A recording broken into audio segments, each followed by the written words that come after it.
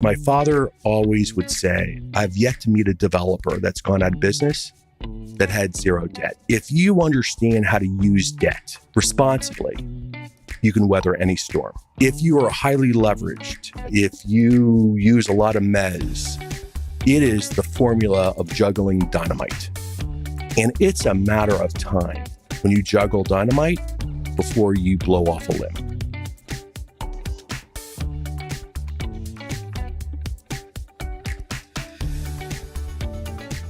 I thought a good place to start would be to learn how you got into real estate, how you came up in the business, and how you built the company. Yeah. Well, that's a lot of questions. It's a lot, but you can take it wherever you want. So how did I start? Actually, it was very interesting how I started. My father and my mother, my father is an architect and engineer. My mother was an interior designer. And they were in the development business. So I always was around development, and they were involved with many multifamily deals, single family deals, a couple hotel deals. And my father raised us and always said, development, terrible business, go do your thing. And I never thought about development, even though I grew up exposed to it, understanding, my parents as being artists. I was around art and design and architecture my whole life, and I loved it. So I went off to college, and I have, there's four of us, four siblings. I have an older brother, older sister, and a younger sister. And I was graduating from school, and I was graduating a semester early. And my mother had flown up, and she said, what are you looking to do? What are your plans? I said, I'm interviewing with some Wall Street firms in New York City. And, the same investment banking firms, I'm sure, as we all know. And I said, but I think eventually I want to go into development. And she said, well, why don't you talk to your dad about it now? I said, no, I never really thought about it. And I ended up having a conversation with my father, and very light one. And he sent me a very, it's funny. I haven't talked about this for maybe 25 years. My father sent me a very touching letter, and I have a copy of it. And my father said, I never brought up, the development business and you working with me, because I never wanted to weight you down. And I felt that your opportunity was so great, what you wanted to do, I wanted to always let you fly. And actually a little emotional for me to share the story. And it was really great. So as I was interviewing for firms in the first semester, because I was graduating that semester, I saw some job opportunities that were through training programs, a couple of the investment banks that would start 6 months later. And I said to my father and my older brother, because he was just looking to start a development, hey, I'm going to come down to Miami. Maybe I'll work with you guys for 4 or 5 months, and then I'm off to New York. And long story short, I never went back to New York. And that's how I ended up getting into the business. And I started off with my older brother in developing a townhome community in South Miami. And it's just that story continued on, and it turned out to be beautiful. When you look back on it, what do you think the most important things were that you learned from your dad? Oh, on the real estate side. So my father, which is still living, is 97 today. My mom passed away about 14 years ago. 97, amazing, right? His father lived to the time he was 19 until he was 98. I say 19 because he's actually born in 1898. But my father, he was he still is today, an incredible mentor, soft-spoken, very strategic. And, my father always taught me to really look at, what does the market really need? What's the need? How do you solve that problem? How are you really giving value? And I think that's what today is one of the main cores that I drive to. What's the problem that we're solving? How do we create value? And I think that was the first lesson. And the next lesson he always said is always anticipate the worst, because it is going to happen. And in real estate, it is guaranteed. And so whenever you get into a deal, figure out what is your worst case scenario, because it's just a matter of time. And in any career, it's not going to happen once. It may not happen twice, but it's going to happen 3 or 4 times. And after 35 years of doing this, he's proven himself correct. What are some of those moments looking back on it where you've thought about the worst, but then you've figured out how to go ahead with the deal anyways? Because a lot of, lawyers probably, they're not real estate people because they wouldn't go ahead and do the deal. Yeah. But real estate people somehow find a way to figure it out and just push through. So, listen, in development, I'm also a boater. They tell you that the best time of boating is the day you buy it and the day you sell it. And my answer to that is, well, then you're not a boater. So in real estate, the best day is the day you're going to buy it, when you have a pro forma, and everything's going to go wrong. So just if you know that going in, you're in a better foot. You're in better footing going forward, knowing that things are going to go wrong. So you know what? I always look at that downside scenario, and it's always part of what we do. And going in, we know that things change rapidly in the market environment. In my career, I could name them for you. Listen, I started and I had the Gulf War. I had Hurricane Andrew, which was devastating to South Florida. 9/11 happened, but it wasn't an incident. But we were, thoughtful of what happened during that time. The Great Financial Recession, 2007 and 8. I mean, we keep on going through these world events. Now that you think you understand all these events, then you find out you have COVID. I mean, my God. So, I've seen those ups and downs. And I think the number one theme that I think is my biggest protector, and I attribute it to my father too, is my father always would say, I've yet to meet a developer that's gone out of business that had 0 debt.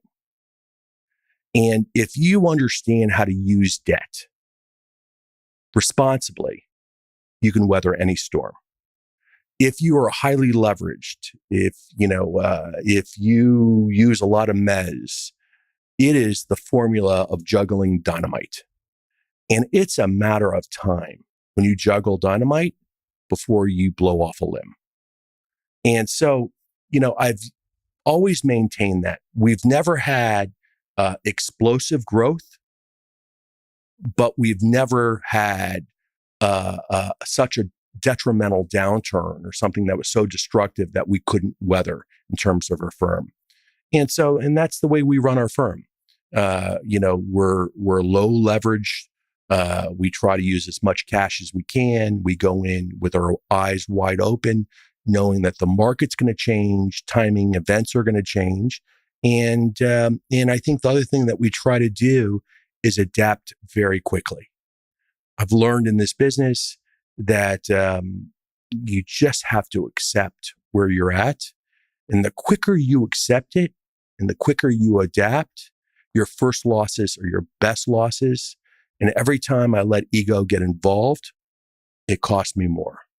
So the quicker I learn that and the quicker I can adapt to the situation, that's what we try to do. I can give example after example after example of that situation. And it's proven to be valuable to me. How have you learned to deal with those losses when they come?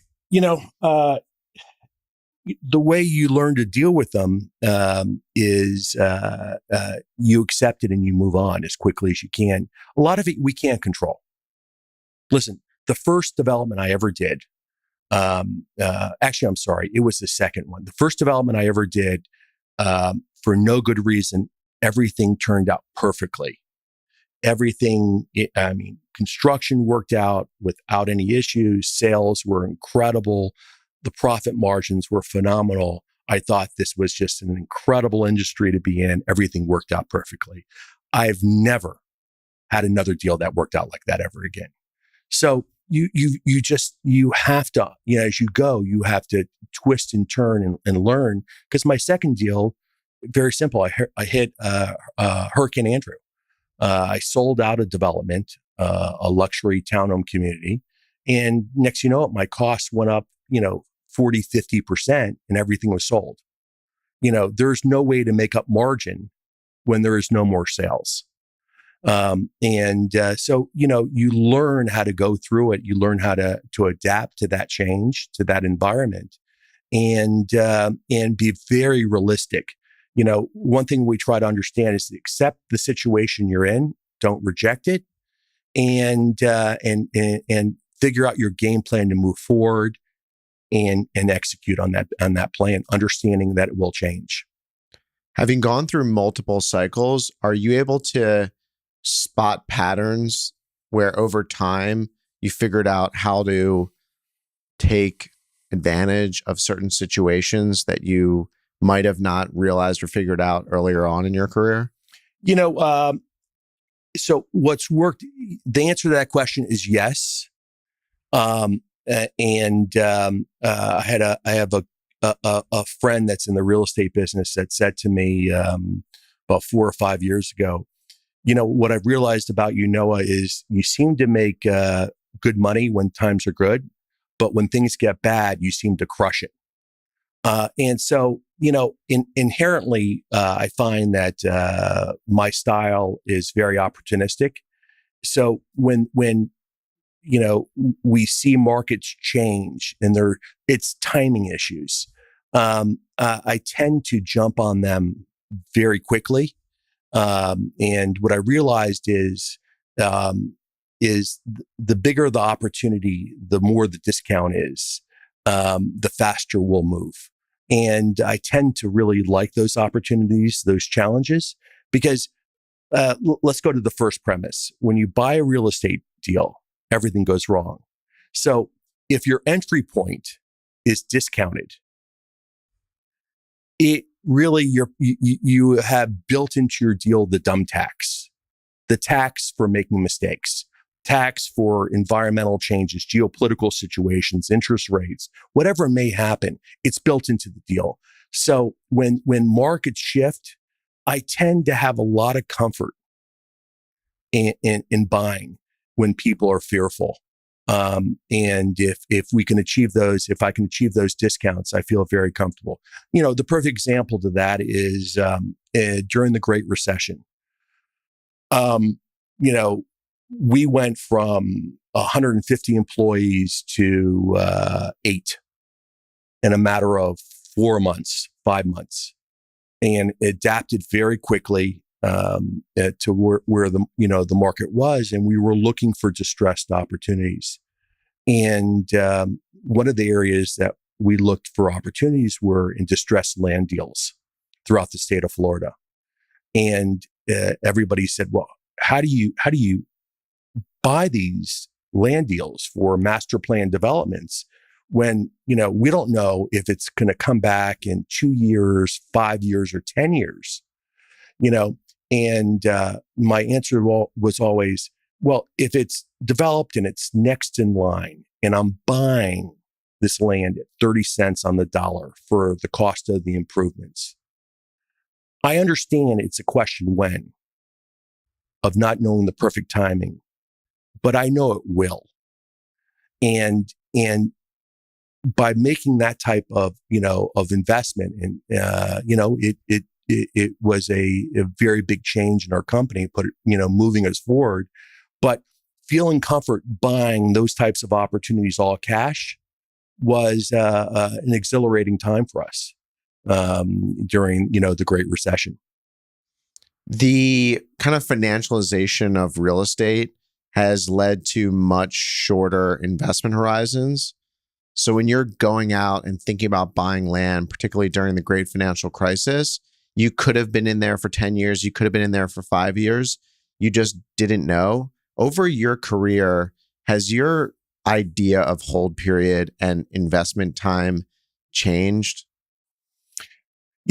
That's also a great question. So I tend to be, again, opportunistic in thought and more a contrarian investor in how I place my money. So the way I look at it is this. There is a lot of people today, or even during a downturn, what do they look for? They look for current income. They look for current yield, current returns, covering their current investment. And what happens is it's a very competitive environment, competing for that yield. So in land, there really is no current return. When you buy a large land tract that's next in line for a master plan development, and that land may not be ready for 1, 2, 3, 4 years, there is no return. And so there's not a lot of people hunting that type of opportunity. So what happens? The prospect for return, for yield, is much higher because there isn't a current return. So, there's a saying in investment, and I'm sure we've all heard it a long time. You can't get rich in IRR. You get rich on a multiple. So, I'm a multiple return person. So that's what we hunt. We hunt multiple. IRR is important, but we're hunting multiple. And that multiple is achieved because there's not a lot of people hunting deals like we hunt typically on, let's say, on the land side, because the current returns aren't there. So, but the returns on multiple are typically very strong. And that's really what our investment profile typically looks for.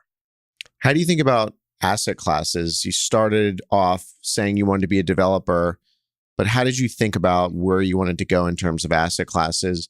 And now you're at the point where you've seemed to have narrowed it down. Is it still really narrow, or are you open to different types of properties?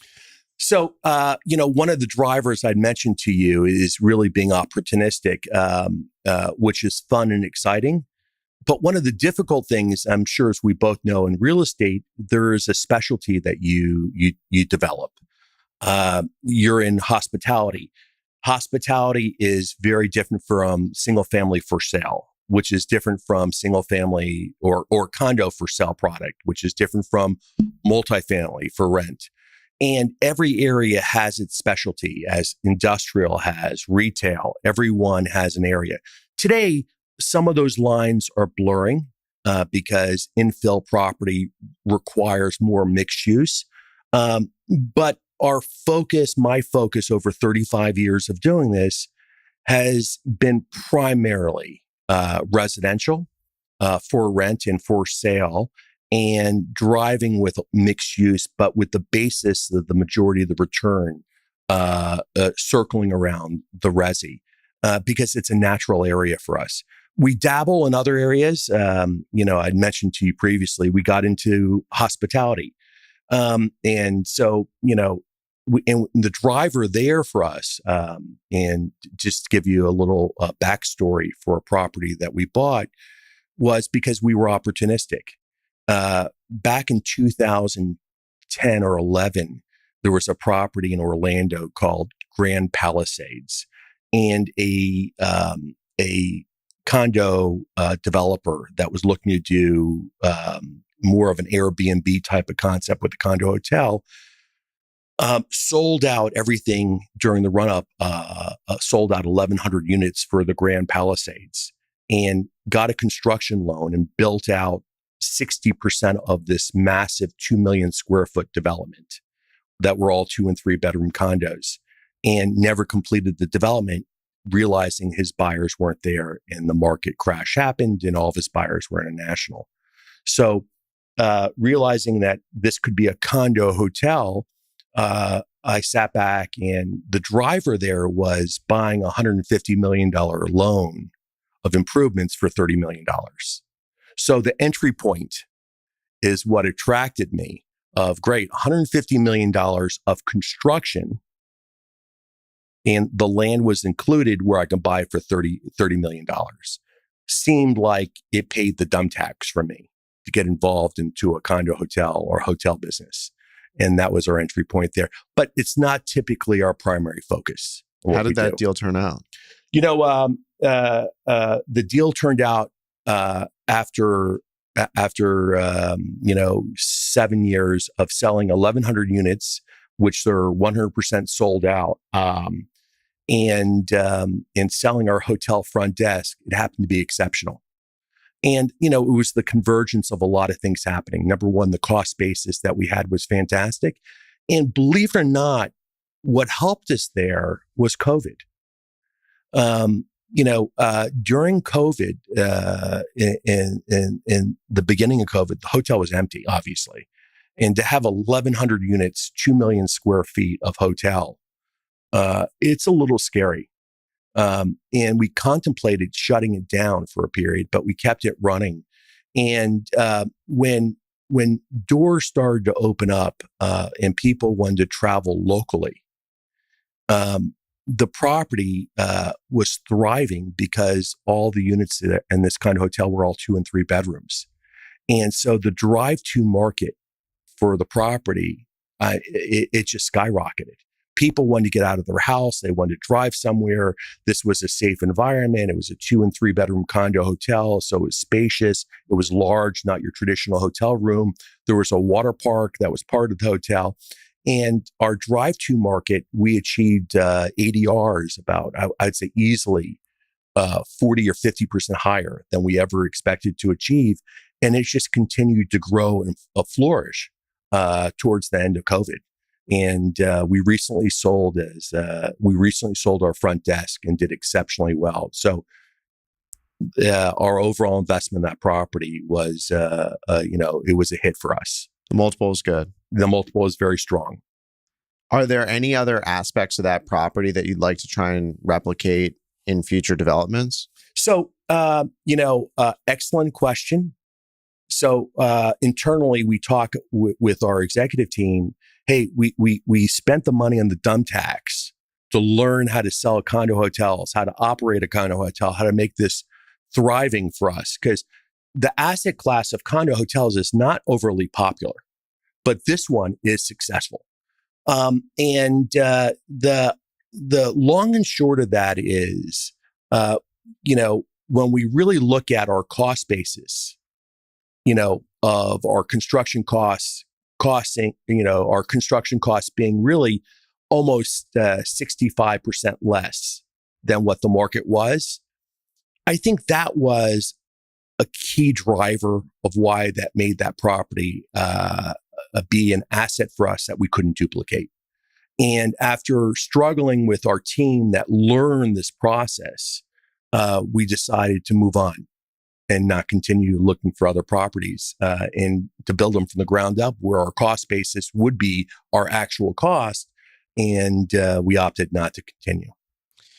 So when we're coming into an environment where interest rates are rising and there could potentially be some opportunities and some distress, how have you positioned your business from a debt standpoint to weather impacts that are out of your control? So, whether the market is strong or soft, we're not a highly leveraged company anyways. So, where we currently stand, our exposure is very limited.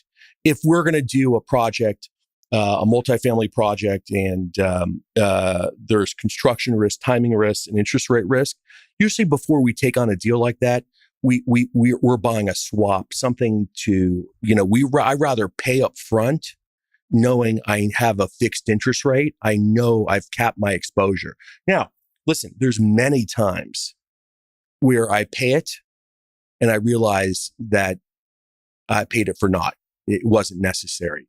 Listen, in the last year and a half, it's worked out. It pays. Yeah. in the last couple of years, it's worked out, but it's unusual. Most of the times I paid for the insurance policy that wasn't needed. So our exposure is limited right now to any risk in that area. So it's a good place to be. But what we try to do is during this time where, for example, when you see the 30-year fixed mortgage, even for housing, more than double in the last 12 months. So a 30-year fixed mortgage in the residential area is probably 7.2%. I looked up this morning.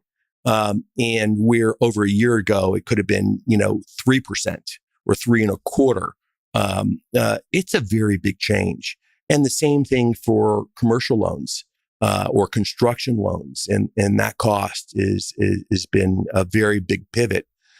When you look at exit multiples, for multifamily or for hospitality, it's been a very big pivot. Your return on costs have changed dramatically. So what does that tell us? What does it tell me? We've been slower to move for new opportunity. We're trying to look at the environment to see how we can be opportunistic. As of now, I don't think we've really found anything that I could, share saying that's been, opportunistic in terms of an acquisition. But we're patient. And it may happen, it may not happen. We're unsure, but I think we're prepared for it. And if you're an opportunistic player and you look for that type of timing, you just don't know when you least expect it. It happens, and if you can seize that opportunity, there's nothing better. I'm curious to know how you found partners that align with your multiple vision, because if you look at all the wealthiest families in New York, there are all these big names that probably no one's ever heard of, and they've accumulated this wealth over time. But in the 90s and the early 2000s, all these institutional private equity real estate firms came out. And that's when all this IRR, 3 to 7 year hold periods started to come up. I wonder if the tried and true path of multiples and I'm just going to hold it until someone offers me an insane amount of money is the better way, or is there some strength in the institutional side? Is that just a fad? It's hard to know. I think there's room for both. I think it's the classic investment decision. It's an allocation. And I think that's really what it is. There is an allocation that you'd make for current income, and a multiple play that goes with it. And it's a quicker turn, a quicker adjustment to it. Like you said, the 5 to 7 year game is the long exit, but they prefer it to be 3 to 5 years. And the difficulty in that investment strategy is the churning. After you get the money back, what do you do with it? After you get the money back, what do you do? Because you're hunting the multiple with that IRR.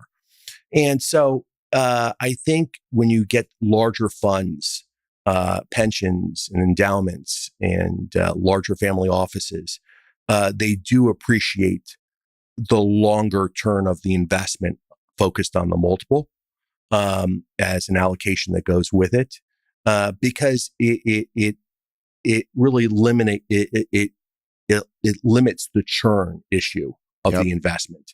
And so I think it's a function of allocation. I want to talk about Florida a little bit, because you've spent basically your entire career living and investing in Florida. Why is that? And why have you decided to kind of optimize your business and your life around the state of Florida, as opposed to having 10 offices around the country doing what you do? So, the best answer to that question is, real estate development, to no surprise of both of us, is a local, intimate business. And you really have to understand what's happening on the ground. We're very granular in our approach. There's really no cookie cutter formula.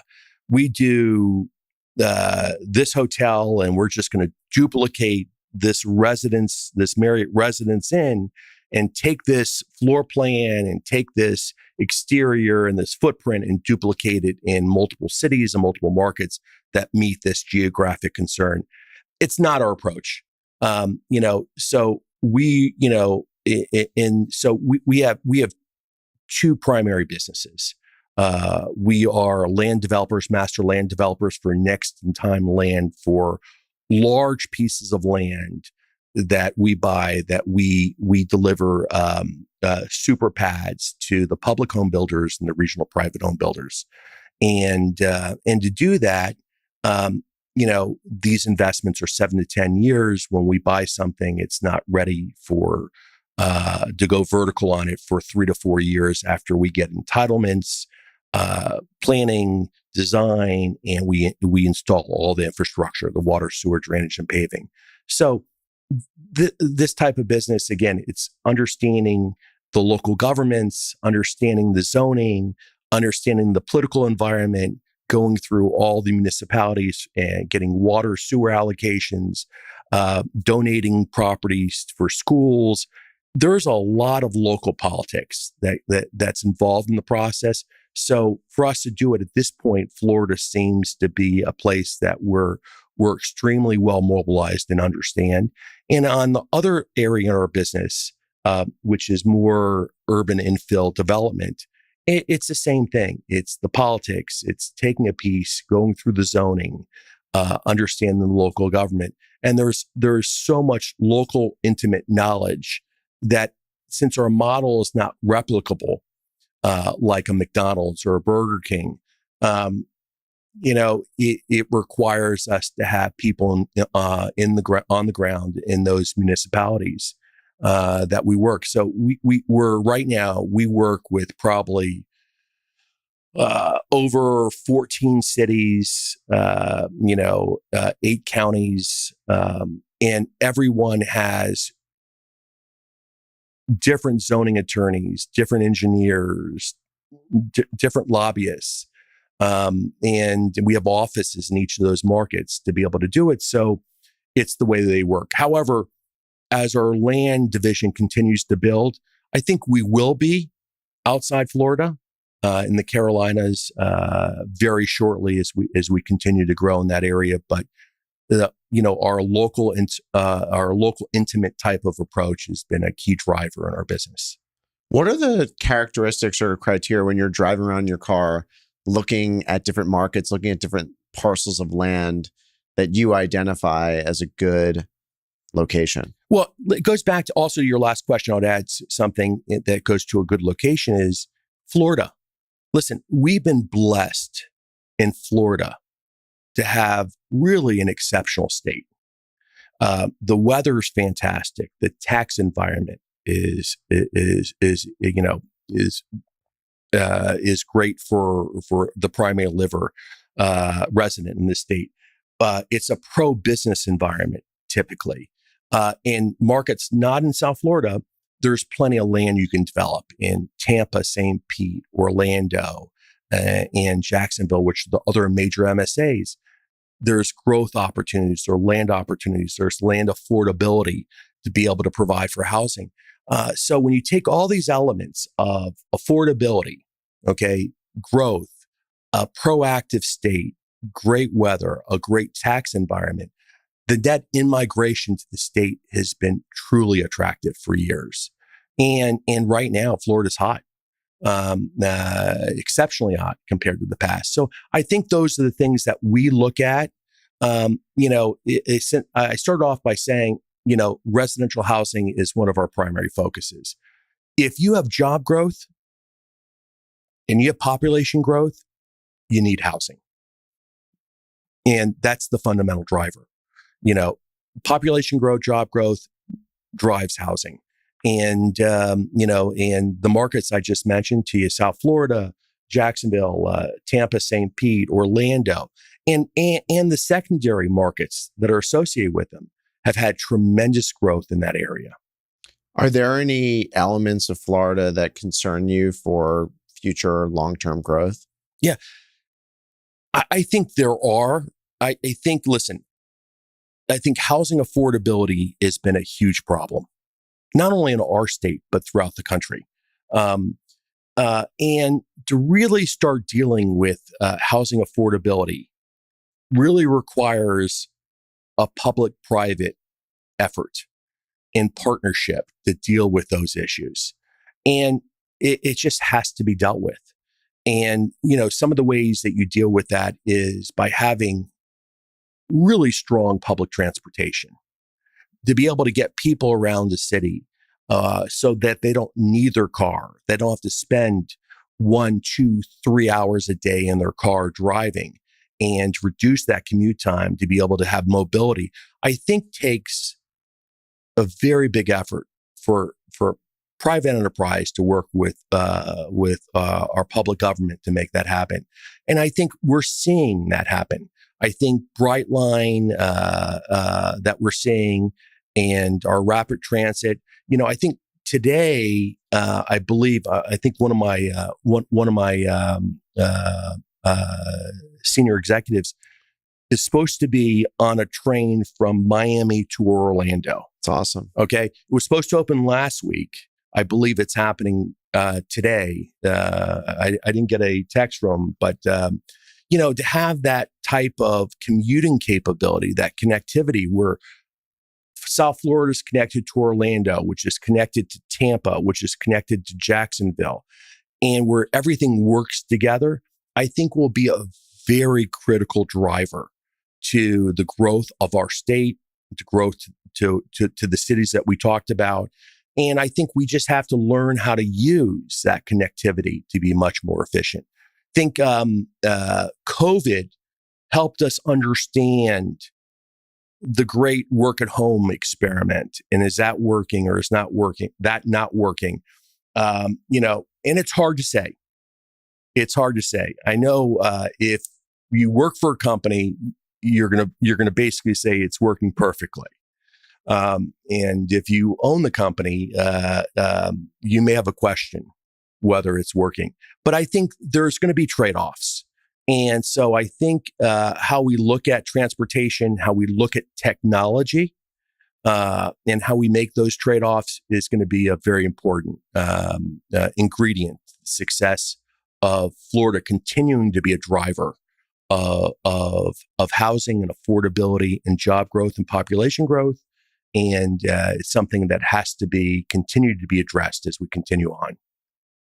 Has build for rent come into your investment equation at all? It's a funny story, built for rent, because I laugh because I remember the call. It actually, the call that I got was a person I bumped into on Las Olas yesterday, a good friend of mine I went to college for, that was at Colony Capital, that calls me up in 2010 and says, "Hey, no, I need your help. We want to buy foreclosed, distressed houses from foreclosure auctions and start renting it and creating a whole rental system for individual houses." I'm like, "Oh, listen, that's crazy. It's a waste of time." I said, "Listen, I'd love to help you, but I really don't want to dedicate time. That's something that's so granular that makes no sense to me." Right. I mean, here I'm a person that's opportunistic, that believes I'm entrepreneurial. I couldn't see it. And what's amazing is it's a real industry. I think technology was very helpful. How we securitize it, how we run it and maintain it. It's come to fruition. And I think it's a real industry. And I think it will continue to grow. I have not participated in it, as I mentioned. But I think there's a lot of growth in it. And I think we'll see, as I mentioned, in our land division, we get constant calls that people that want to buy pods of 150, 200, either between 150 to 300 homes to do single family for rent communities. I think that it will continue to be a vibrant market. And it goes back to the whole issue of ownership versus renting, providing mobility, providing optionality. So, if you have a family that moves and has the ability to rent a home in a community that's well amenitized and well taken care of, I think there's a lot of attractiveness to that. And when we see interest rates today, the 30-year fix, as we mentioned, hey, it's better to rent. In housing, the optionality is either rent versus own. And interest rates high, you're better off renting. Interest rates very low, you're better off owning. So I think that market will continue to thrive. And as it continues to get even more professional than what it is today. I almost wonder in your business if you can think about it like Amazon, where they know what they're selling and then they can start white labeling their own products and sell the same thing, like batteries, for example. They were selling a ton of batteries. Everyone's calling them saying, "Hi, I need batteries," and then they make their own batteries. Yeah. Do you do that with your land where all these people are calling you to do something and then you're like, wait a second, why don't we just develop it ourselves? I try not to compete with my buyers, and what they do exceptionally well. When you take companies that, let's say, for example, based in Miami, Lennar, they are extraordinary operators that have purchasing power, economies to scale, systems and procedures that for a one-off builder or a local or a regional builder, they have huge advantages. And you go to all the public builders. Actually, when I started in the business in the residential and the housing business, the top 40 public home builders, the top 40 builders in the country, probably represented 15% of the housing starts. Today, it's over 45%. Wow. Huge consolidation, huge economies, warranty. You have somebody standing behind your product. You have, the ability to get the best design, the best purchasing power, the best economies to scale. I think there's a lot of advantage. So we don't try to compete with them as we go. It's funny. I mentioned Lennar as one of the public home builders that we deal with, and you mentioned Amazon. And I recall, I think maybe 2 or 3 years ago, was listening to Stuart Miller speak. And Stuart is the executive chairman of Lennar. And I think he's brilliant, great operator. And he said something so interesting, and it's never left me. And I'll share it with you. He said, imagine Amazon giving you the home so you can fill it with Amazon stuff. The home was free. And it's funny, we laugh at certain concepts, but look where Amazon is today. And so the progression of where we're going and what Amazon's done. And, Amazon said, hey, maybe we'll deliver everything ourselves. Now they have a fleet of planes. Yep. Maybe, this cloud storage, maybe we'll, everything that they've evolved, they've taken it to such a different level of understanding that, it's very intriguing to see where housing's going, whether it's, manufactured housing or modular housing, or how, technology is improving the efficiency of housing. So there's a lot of areas that'll be very intriguing to see where the industry, how it progresses. But clearly there's been a lot more consolidation. Education is also a big driver for housing, like people move to good school districts and those sorts of things. Is that something in Florida that you pay particular attention to when you're looking at land to buy? Jake, were you in our staff meeting? Or, No. But actually, I had a conversation with a guy who's raising a fund, and all they're doing is going out and looking at the best school districts in 2 states and buying single family homes in those states and signing 3-year leases with families that are looking to move to put their kids through high school in the state. So there's no question. If you look at the quality of the school, you'll see the appreciation in the housing. If you see low-rated schools, you will see how the neighborhoods are treated, the appreciation housing, the correlation. It's right there. There's no question. So we own throughout the state of Florida at this time about 10 major development sites that we're working on. And it probably represents about 25,000 residential units. And part of these developments, when you do our average size is about 5,000 homes, but we allocate areas for town centers, for commercial and retail. We allocate areas for public parks and recreational areas. We allocate areas for a fire department or a police department. And of course, the last area you touched in, we allocate areas for lower schools, middle schools, and high schools. And on that theme, our recent focus is to really understand how we can help our own communities on having top-rated schools, A-rated schools, whether it's vis-a-vis dealing with the school districts and working on ensuring that outcome, or we take that land and we create a partnership with the charter school system. And whether it's through the public school system or the charter school system, it's a big focus of ours to try to do what we can to ensure that we're putting in A-rated schools, or a system that's going to work on being A-rated, that's going to promote the arts and theater, that's going to promote STEM for the future of our children. And I think it's a win-win for everybody, and it's why it's one of our focuses. I think our greatest natural resource is our children.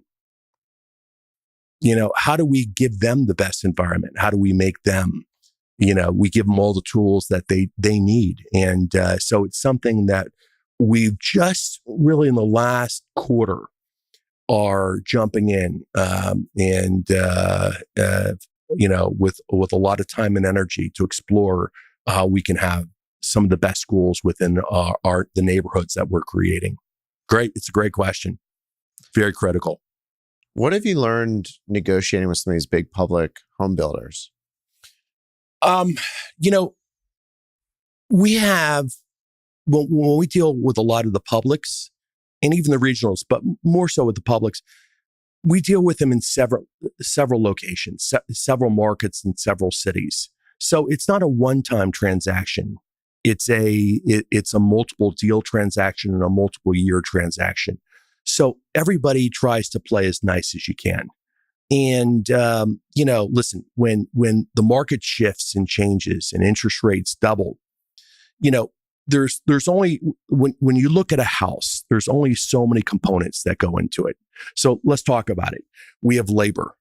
You can't do much about the cost with that. Right. You got material costs, products. They are what they are. And as labor goes up and as transportation goes up and fuel goes up, those product costs go up.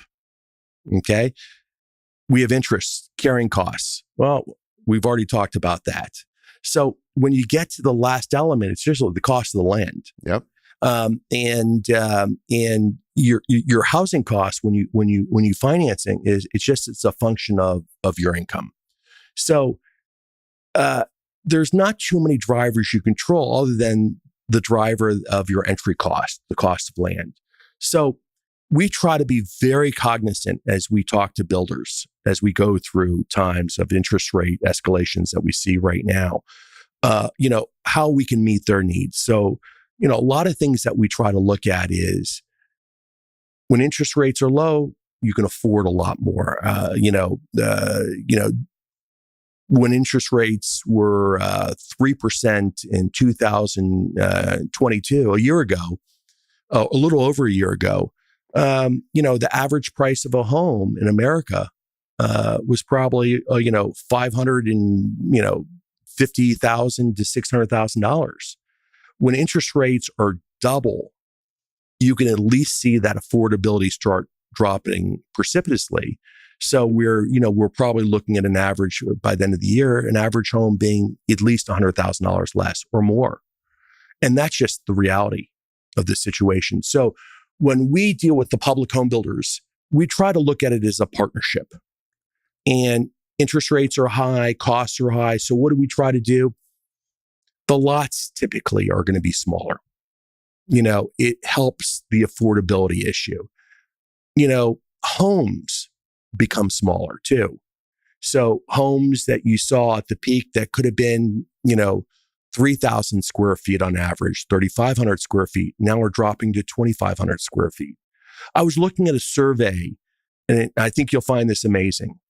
I think the average size home today, new home, is about 2,500 square feet. What do you think the average size of a home was, a new home in 1950? 4,000 square feet. Okay, 4,000. You ready for this? It was 900 square feet. Really? Yes. I'm way off. Yeah. But 900s, it was, 2.5 times smaller. Wow. So we have, this goes to living in America and having more and wanting more and having more space and homes growing and, lots growing. Yeah. In 1950, the average new home was 900 square feet. Today, it's 2,500 square feet. I think in this type of situation, but we see it. Let's go to New York City for 1 second. My daughter lives in New York City. I mean, when she first moved there, she got a studio apartment. It was 380 square feet. I mean, who can live in 300? Right. I mean, it was her first job out of college, and that's, and it doesn't make sense. And she thought it was huge. And I think that's what we're going to see happen in Florida and some of the major MSAs in the downtown markets. We're going to have to adapt. We're going to have to change. We're going to have to understand labor costs are increasing. Material costs are increasing. Fuel costs are increasing. Interest rates, really a 7% interest rate going back 20 years was pretty normal. We're just not accustomed to that. But if you look at the long-term trend of interest rates, 6.5%, 7% is pretty normal, but not normal for this time, not what we're accustomed to. So I think we're going to have to start using some of those valves and start turning where, homes will have to get a little smaller. Lots may have to get a little smaller. If you want to live in the major metro markets, the further you drive gives you more affordability. And that goes back, it's a very circular argument why we need good transportation to be able to transport people. But these are the challenges that we have today. They're substantial, and housing affordability is critical. The other thing is what a lot of people don't realize, just to touch on it, which I think is very interesting, is after the great financial crash, housing's never recovered. We are undersupplied with new housing in the United States. Freddie Mac did a study. There's different concepts what that number is, but Freddie Mac's study said we are undersupplied 3 million housing units that we need to deal with the current need of housing. So we're undersupplied, interest rates are high, costs are high. We have a lot of crosswinds in this market to try to deal with that issue. Housing affordability is a key driver. So knowing that supply demand imbalance, why aren't you just going around buying every piece of land you can possibly find in Florida? Well, we are active buyers. That's the long-term intent. And the reason why we are in our land strategy, long-term land buyers, is because you just can't turn on the spigot to create more developed land opportunities. As I mentioned, it takes, by the time you get a piece of land and you take it through entitlements and you do the design and the engineering and the permitting and you put it in the water, sewer, drainage, paving, that is a 3 to 4 year process before you're ready to go vertical. So that spigot cannot be turned on immediately. And that's why I think the product that we have, the next in line land, to be able to deliver just in time land to the public and private home builders is really so critical. in the industry and also so valuable to our investment. Yeah, I want to hang on that for a little bit because we talked earlier and you explained to me why the home builders don't just do what you do. Yeah. Why is that? So when you look at the home building industry and the public home builder, they are viewed as manufacturers' homes. They're builder of homes. They're not investors in land. They're not investors on getting entitlements, going through the entitlement risk, putting in water, sewer, drainage, and paving, not in their purview. And so when you look at the public home builders, Wall Street says, hey, public home builder, you should have an inventory of land that typically is 3 to 3.5 years of land. Okay. And you should, as you sell your land, because the land they own is non-income producing for them. So for them to buy 5,000 units in one locality, which would take them 10 years to deliver, makes absolutely no sense in terms of the use of their dollars. So they need somebody to come in on the front end to be able to be the master plan developer, to go through the entitlements, to go through all the design and engineering and permitting and the infrastructure development to be able to provide them the land that they need. And I think that's where we see a great opportunity. And by the way, it's a struggle for a lot of the public home builders.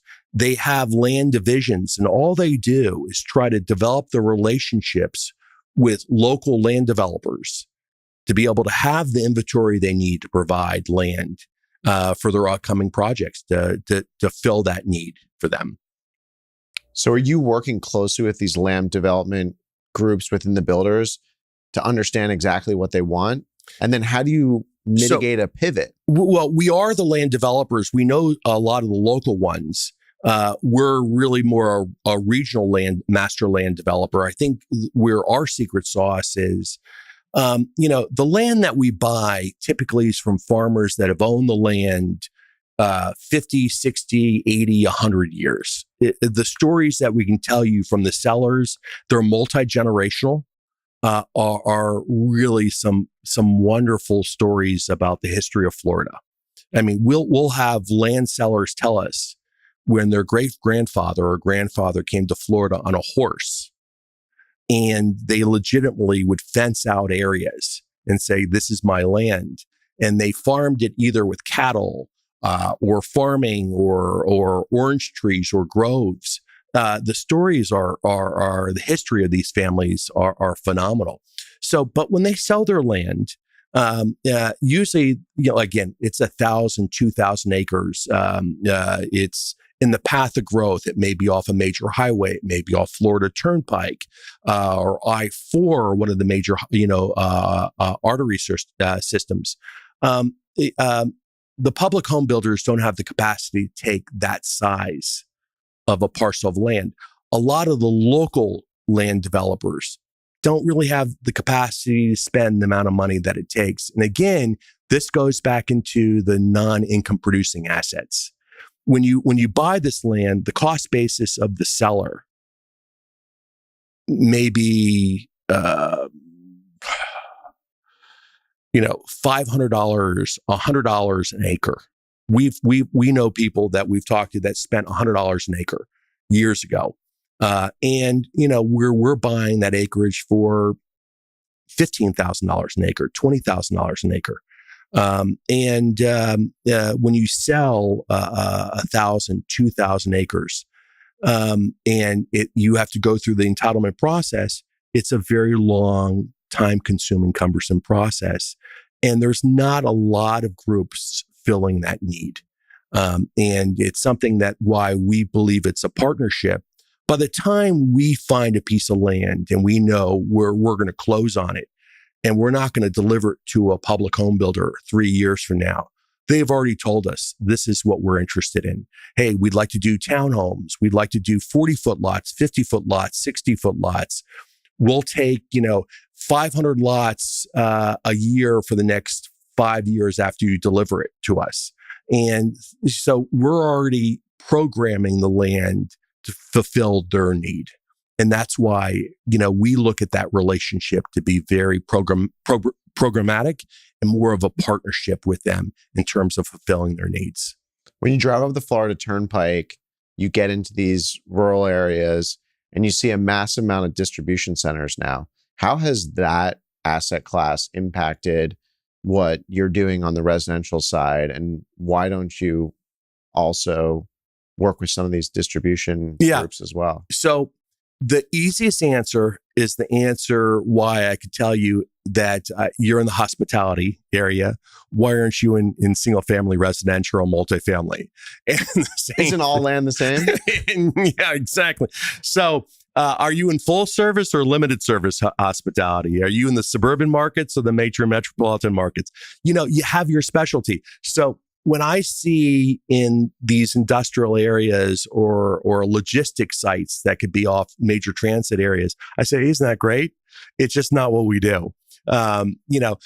We do have some sites that have logistic areas that's just natural that will be surrounded with residential and other uses, but it's not the key driver of how we look at it, of just buying that small node, but critical. But we look at sometimes it's easier just to give you an example. We have a site that we own 3 miles off the Florida Turnpike, just south of the Orlando MSA. And it's in Osceola. Actually, it's changing to St. Cloud right now. And why this is not applicable for home builders now is, well, when we got there, the Florida Department of Transportation said, hey, we need to put an off-ramp on your property. We had to negotiate that.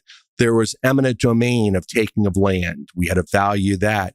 We had to figure out between two cities how to handle water, sewer. And, when you get into these complexities of, you're pulling in the sewer, but we have to be prepared for the future growth for another 20 years. So we have to oversize your lines, not for what you need, for another 20,000 units after you. And so the complexity in what we do is just not suited for the public home builder. They want product immediately. And we try to stay ahead of that curve. That's part of what we try to do. When we started our conversation, one of the fundamental drivers is how can we be opportunistic?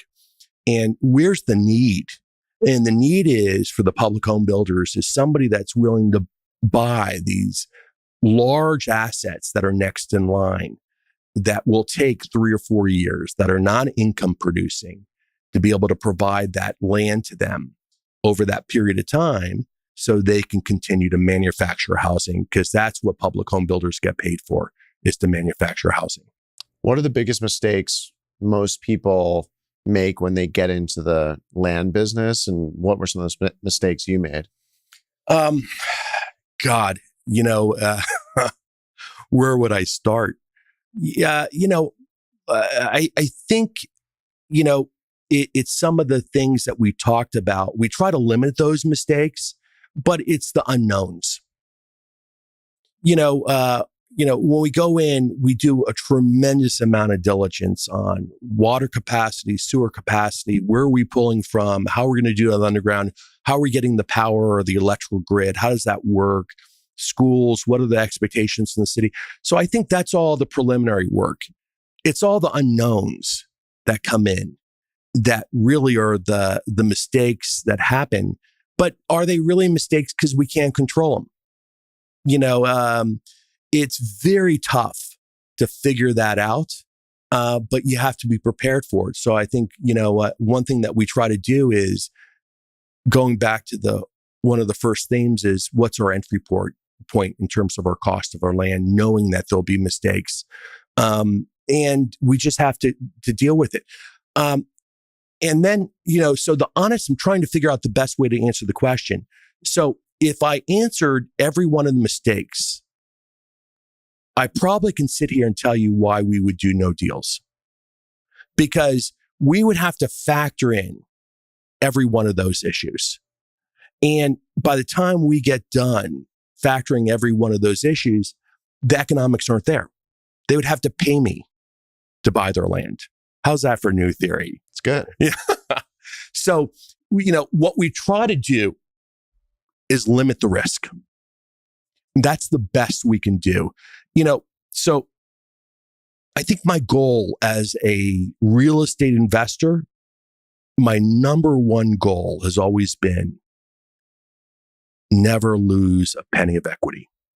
I've been fortunate to have that happen. So, we always try to go in looking at our downside. How can we limit that risk of never have threat of equity, never over leverage? So our leverage is very calculated. In the land side, it's basically zero until we have contracts with builders. But unknowns happen. And so we just do our best to limit that risk. Actually, I shared one of them with you and I tossed over it quickly, and I'll just take time to say. So I have a couple thousand acres south of Orlando that involves two cities. And we made the deal for all of our infrastructure with one city, and then it was going to be incorporated into the second city. And the agreement, the interlocal agreement was whatever one city did would be automatically accepted by the second city.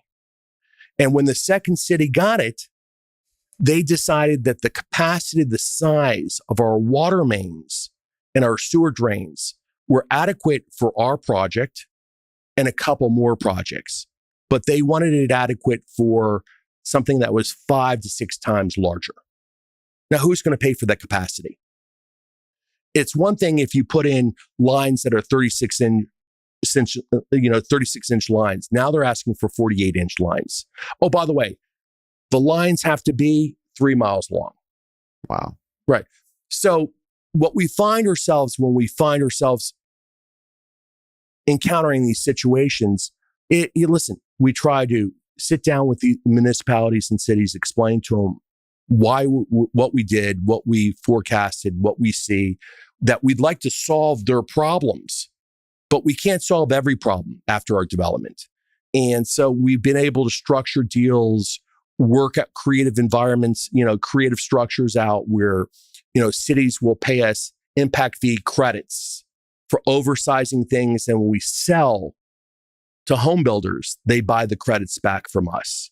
So we design creative structures to do it. We have tax incentive agreements with other cities where if it doesn't economically make sense now, whatever their tax base is today, if I'm paying X today, but with the improvement, I'm paying 3 times X or 4 times X, that the incremental tax, we get a rebate of 95% of it back for 7 years, for 10 years to recoup the money. Yep. So it's a lot of these structures now that we have a lot more experience with getting credits, doing tax credits and deferrals and rebates, that we've been creative to try to work around the structures to create the win-win-win.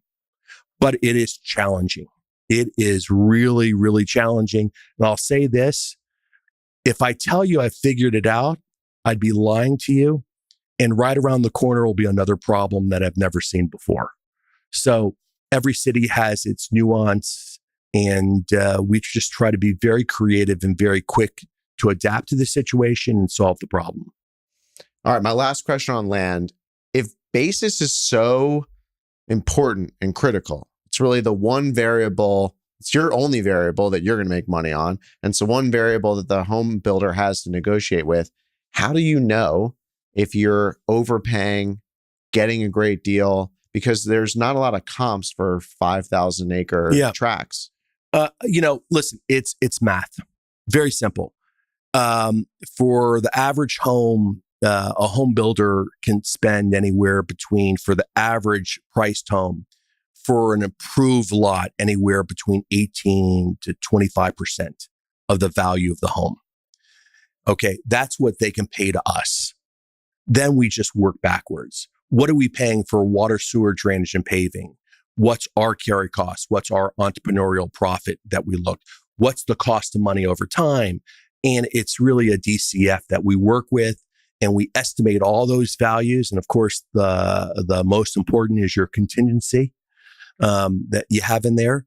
And we do our best to estimate it. And the reality is this: if the market's great, we do a lot better.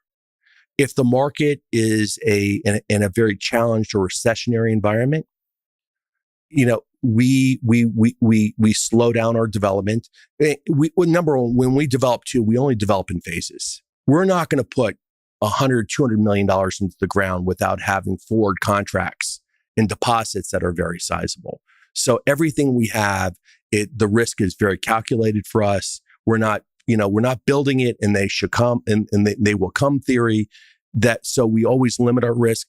And the bottom line is, I'm going to tell you this on the land side and on the development side. You got to be prepared to stop and you got to be prepared to wait. And that is the nature.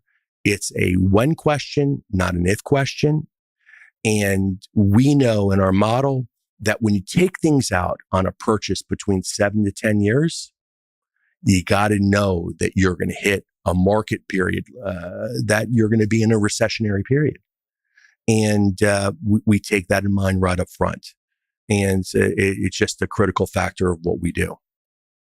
Is there anything that you've learned over your career to identify when things could start slowing down, where you can get ahead of it? Because it's a moving train that's going very fast.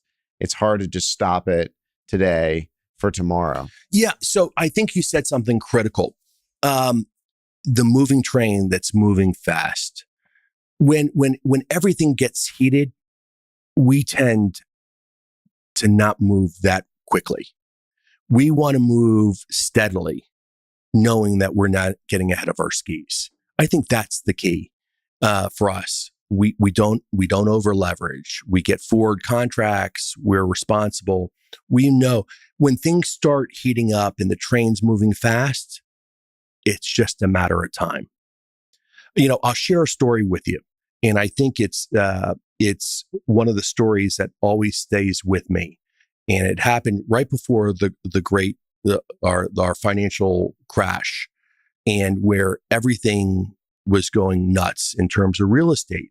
And it was at a condo conversion that I was doing, and we probably had 5 or 6 of them going at that time. And I mentioned to you, my father is currently 97. So let's go back to 2007. So he's, 15 years back, great, 82.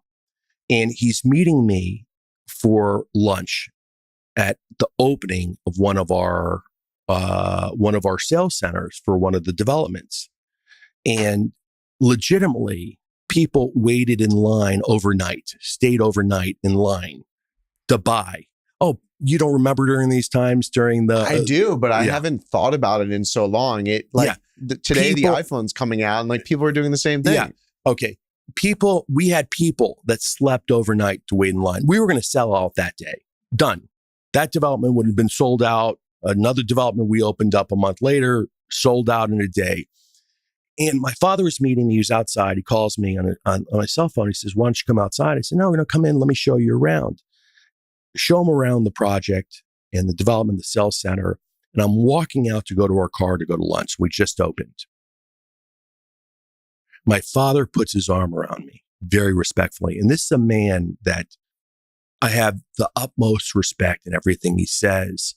Always comes from a place of love and respect as a father and as a mentor.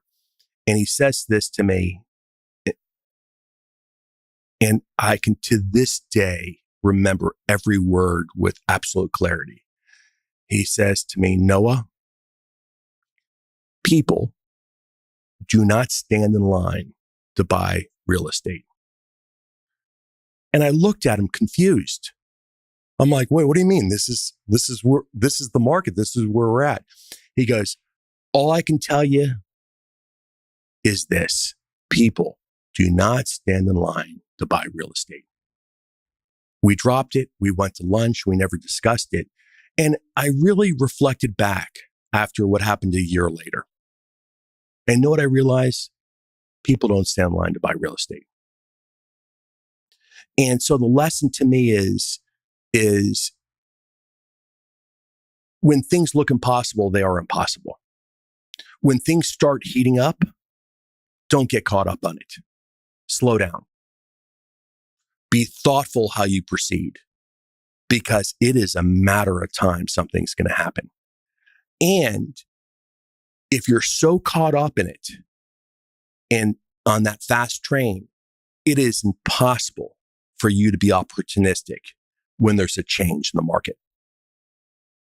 And I've learned that. And I was fortunate enough when the market shifted to be able to take the losses, the entrepreneurial losses that we had, and not have threat to equity. Clean up our balance sheet as quickly as we can to be able to be opportunistic. And so I've learned when that train starts moving very fast, that is not going to last. I slow down. Now, I've been wrong, but that's okay. This goes back to, we're not going to grow at an exponential rate. We're not going to be an internet company. We're a real estate company. And I think that really helps us prepare for the bad times, which we excel in, and we also excel in the good times, but we're not running to the point that we can't be prepared to not weather that storm.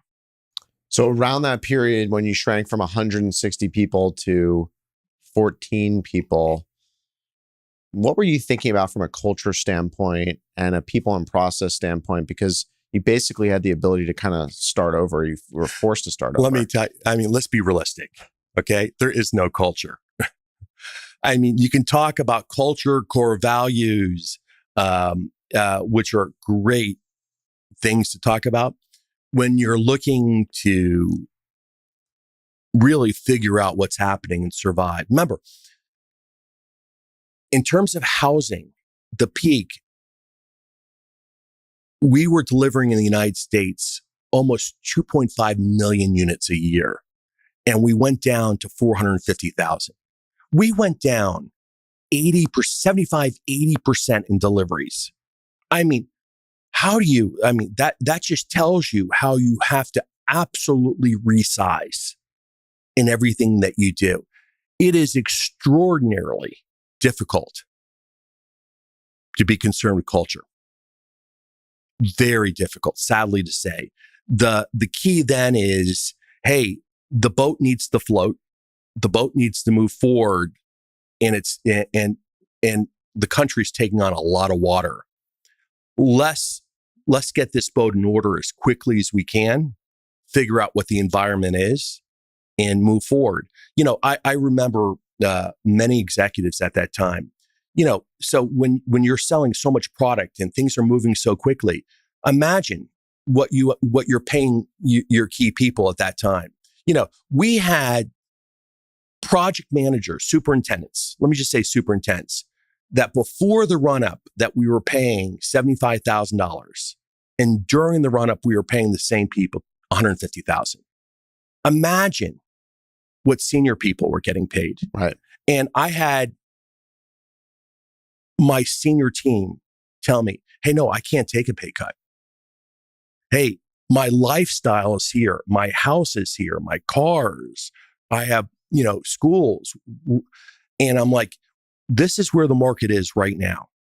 We have to move quickly to really survive and thrive. And I had people say, listen, I think it's better for me to leave and pursue other opportunities. Now, of course, when they left, there was no opportunity to pursue. But that's the reality that you have to face during these. This is when you have a financial crisis and a deep recession that we had, these are extraordinary times that you have to take extraordinary efforts to make changes. And, that's what we went through. So when you go into thrive mode, then what changes? So you're taking these extraordinary measures. Yep. You eventually have to get a team that's going to be hungry and that's going to rip again. What changes? So I think, during the thrive, the acceleration times, we're just, while I see people accelerating at 200%, maybe we're accelerating at 120, 110. while people are taking on a lot more debt, we're not changing the dynamic. As a company, we have never used mezz in anything that we've done. We've never oversized the amount of debt that we used on anything, and it limits it.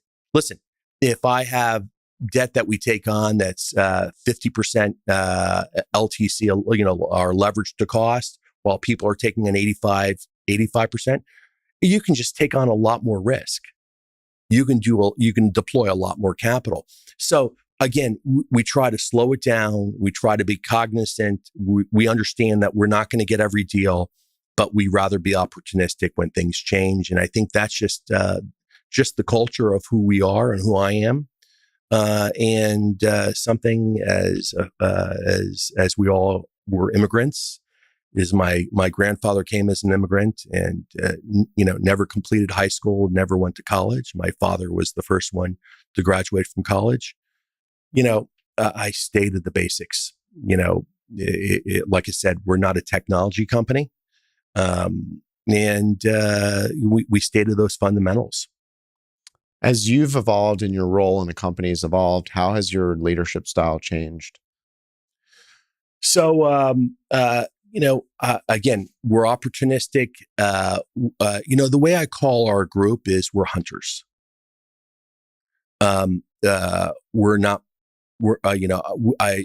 BTI, we buy to develop, activate it, add value, and sell. So we're not holding a portfolio of 20,000 multifamily units, and that's a viable strategy, not the strategy that we've taken. So we're hunters, and being in the hunting mentality, you eat what you kill. So the culture of our company is one to move the ball down the field, to see progress, to score, but at the same time, have an engaged team, have a team that understands that what we're doing is creating value. Doesn't mean, by the way, as an organization, you don't have core values that are that really make a difference to what we do and who we are, because I think we do. And what we do is we develop and design communities that really make a difference in our customers' lives. We, as an organization, and what I want to do, and hopefully that legacy will be carried on as the legacy that my father left with me, is I want to look back at any one of our communities, whether it's horizontal land development, master plan development, or a vertical development that's infill, that we can be proud of what we delivered. And to this day, from homes, whether they were custom homes or communities that developed in the early part of our career, people come up to me and say, "Hey, I love my home. I love my community. Hey, I love where I live. Hey, I wasn't your first buyer. I was the third buyer, but what a great place to live." And I think that's why what's meaningful to me, I think meaningful to my team, and it's the way we contribute to what we do. I shared with you, by the way, Jake, I've enjoyed your questions because it's taken me down memory lane. And I start off telling you that my father by trade in school was an architect, and my mom was a designer, but my parents were artists. I wish I could say I resided in that realm. My mom was a painter. My father was a sculptor, and they're artists. My father would always told me, he said, when you're delivering a community, it's not a painting. On a painting, you can paint something, and if you don't like it, change the canvas, repaint it with white. Just redo it and you can start over. The developer does not have that luxury. He said, if you're going to paint a community, make sure it's something that you're proud of, your kids are proud of, because it's going to endure. And I've taken that to heart. If it's going to be ordinary, I'd rather not build it. And it doesn't mean you can't make something affordable and not make it exceptional. We're doing luxury condos in Tampa. I'm very proud of the look and the feel, the design of that community, and how our residents have called it home.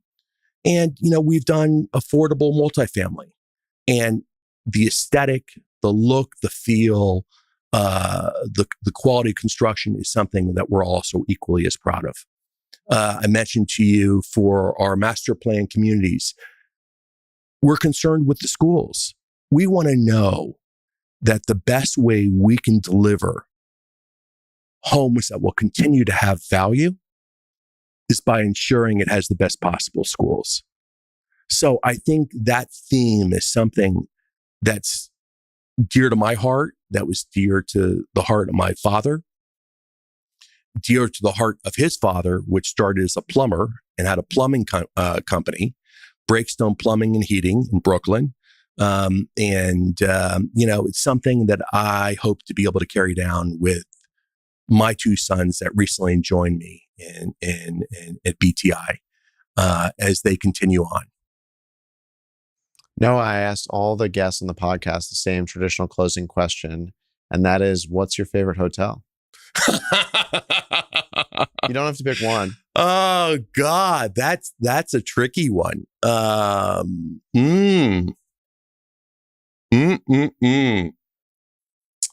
don't know if I have a favorite. I tend to like the smaller boutiques that are architecturally distinct and unusual. There is one that I was at recently that I truly loved. And the name of it skips my mind. Maybe you can help me with it. Alico, the landfill drilling company, did a hotel. Oh, Stream Song. Thank you. Now, you've been there. No, I know about it because it's stunning in the middle of nowhere, and it was built by an industrial company. It's just exactly. Yeah. So I was there for the first time 8 years ago, and it is an architectural masterpiece. It's Frank Lloyd Wright with mid-century modern contemporary magnificence.